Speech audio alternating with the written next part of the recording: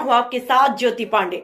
Nation news 24 पर हम आपको दिखाएंगे देश दुनिया से जुड़ी तमाम बड़ी और मुख्य खबरें। तो चलिए शुरुआत करते हैं कुछ खास खबरों से। निरहुआ ने दी अखिलेश यादव को 2024 की चुनौती। कहा 2024 का लोकसभा चुनाव आजमगढ़ से लड़े अखिलेश यादव, बड़ा मजा आएगा। आजमगढ़ बीजेपी सांसद निरहुआ की अखिलेश यादव को चुनौती दी। निरहुआ ने कहा 2024 का लोकसभा चुनाव आजमगढ़ से अखिलेश यादव लड़े तो बड़ा मजा आएगा। आजमगढ़ शहर के ब्रह्मस्थान में एक कार्यक्रम में पहुंचे बीजेपी सांसद दिनेश लाल यादव निरहुआ ने समाजवादी पार्टी के राष्ट्रीय अध्यक्ष अखिलेश यादव को 2024 का लोकसभा चुनाव आजमगढ़ से लड़ने की चुनौती दी है। उन्होंने कहा, मैं चाहता हूं 2024 के लोकसभा चुनाव में अखिलेश यादव आजमगढ़ से चुनाव लड़े। चुनाव में बहुत मजा आएगा। 2019 के चुनाव में महागठबंधन था, इस वजह से अखिलेश यादव बच गए। इस बार भी वो एक गठबंधन बना रहे हैं। अखिलेश यादव से लड़ाई लड़ने में बड़ा मजा आता है। भारतीय जनता पार्टी की सांसद ने अखिलेश यादव पर जमकर हमला बोला है। आज सपा मुखिया अखिलेश यादव सराय मीर क्षेत्र में एक वैवाहिक कार्यक्रम में शिरकत करने आए थे। अखिलेश यादव पर तंज कसते हुए निरहुआ ने कहा, अखिलेश यादव 6 महीने बाद आजमगढ़ आ रहे हैं। जिस तरह से वह आजमगढ़ को भूल गए, आजमगढ़ की जनता भी उनको भूल चुकी है। एक जमाना था कि इनका परिवार सिर्फ जीत का सर्टिफिकेट लेने आता था, लेकिन जब से जनता ने मुझे सांसद चुना, मैं लगातार जनता की सेवा के लिए जनता के बीच में हूँ और इस बात से जनता बेहद खुश है। हाल ही में सपा मुखिया अखिलेश यादव ने यह भी कहा था, जब भगवान की कृपा होगी तब वह रामलला का दर्शन करने अयोध्या जाएंगे। अखिलेश यादव की इस बात पर सहमति जताते हुए भाजपा सांसद ने कहा, जब भगवान की कृपा होती है तभी भगवान बुलाते हैं। व्यक्ति इसी भ्रम में रहता है कि वह पीएम है, सीएम है, डीएम है, जबकि बिना भगवान की इच्छा के वो कुछ भी नहीं होता। मुझे बहुत खुशी है कि हमारे आजमगढ़ में एक ऐसी प्रतियोगिता हो रही है जहां से हमारे आजमगढ़ के बच्चे चुन के जाएंगे और सीधे सीधे वो देश से जो प्रतियोगिता होती है उसमें इनको अवसर मिलेगा, मौका मिलेगा। नॉर्मली ऐसा होता था कि राज्य से बच्चे चुन के जाते थे, यूपी से चुन के जाते थे, पर ये सीधे सीधे आजमगढ़ से ही चुन के जा रहे हैं प्रतियोगिता के लिए।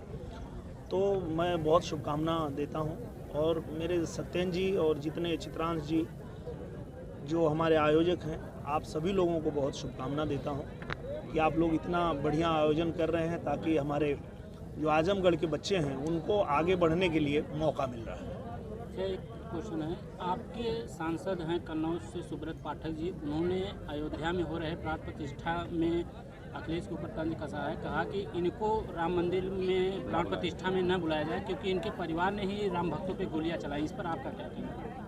अब उन्होंने बोला है तो वही बताएंगे ऐसा क्यों बोले हैं, क्योंकि भगवान राम सबके हैं और ऐसा नहीं है। आजमगढ़ स्टेडियम की बात करें तो यहाँ कई व्यवस्थाओं का अभाव है।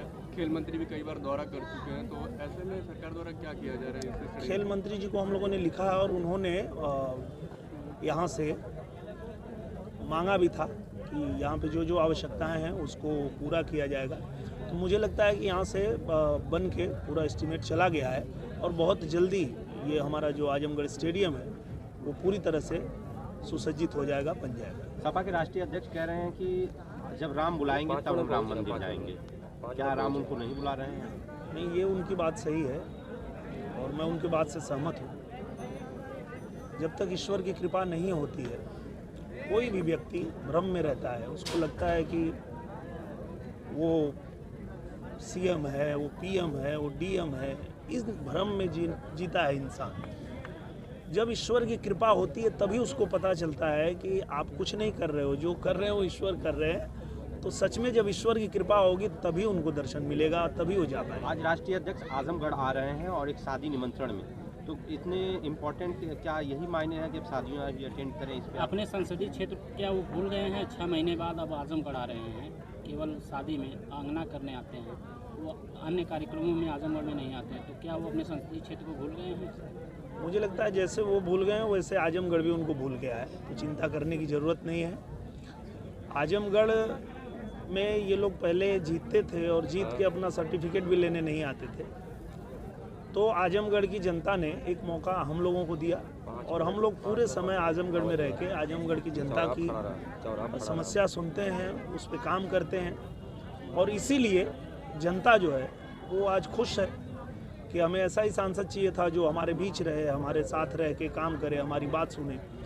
तो कोई बात नहीं है, वो जैसे भूल गए वैसे आजमगढ़ भी उनको भूल गया। इस बीच फिर भी संभावनाएं बन रही हैं कि अखिलेश यादव दोबारा आजमगढ़ से लोकसभा चुनाव लड़ेंगे। आपकी क्या तैयारी बहुत है? मज़ा आएगा। मैं तो चाहता हूँ कि एक बार फिर आएँ, और पिछली बार तो महागठबंधन था उनका, अब इस बार एक और गठबंधन वो लोग बना रहे हैं, और मैं तो ऐसी ही लड़ाई लड़ता हूँ कि जिसमें मज़ा आए लड़ने में। वो छोटी मोटी लड़ाई लड़ता है जी। पत्रकार नहीं भी ठीक है। आजमगढ़ का नाम आजमगढ़ कब रखा है? वो महाराज जी बताएंगे, और महाराज जी का महायोजना कब तक लागू होगी? महायोजना महाराज जी के टेबल तक पहुंच चुका है, और हम लोगों ने कई बार उनसे निवेदन भी किया है। अब बस इंतज़ार है उनके सिग्नेचर का, जैसे सिग्नेचर करेंगे महायोजना लागू हो जाएगा। राम मंदिर उद्घाटन पे आजमगढ़ की किस तरह से तैयारी है? आजमगढ़ की बहुत अच्छी तैयारी है, और धूमधाम से हम लोग जाएंगे, अयोध्या जाएंगे और रामलला का दर्शन करेंगे। फ्लाइट कब उड़ रही है? फ्लाइट जब मिल गया लाइसेंस तो अब जल्दी उड़ेगी। हाँ, लाइसेंस मिल गया है, अब उड़ेगी।